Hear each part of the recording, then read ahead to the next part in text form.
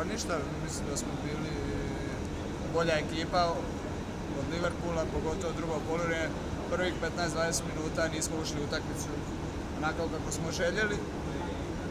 Bili su bolji, dominirali su, imali su neke prigode, ali nakon 20 minuta kad smo uzeli loptu pod našu kontrolu, sve je lakše išlo.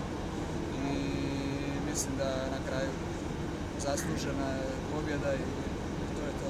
To je malo koincidiralo sa izlaskom Salaha.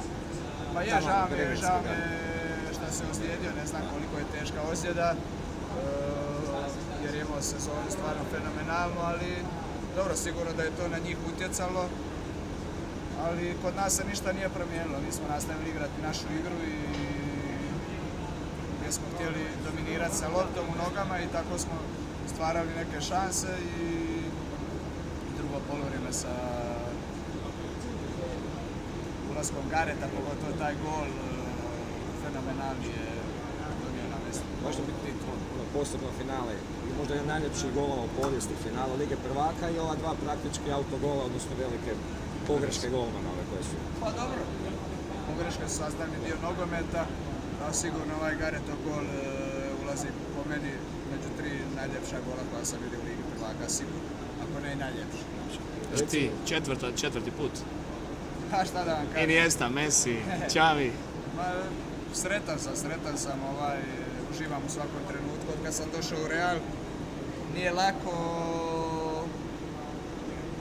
doći do ovog svega, ali uz rad i uz ovu ekipu kakvu imamo, hvala Bogu, eto, ostvarili smo nešto nevjerovatno, nešto što treba vidjeti da li će i jedna ekipa ponoviti.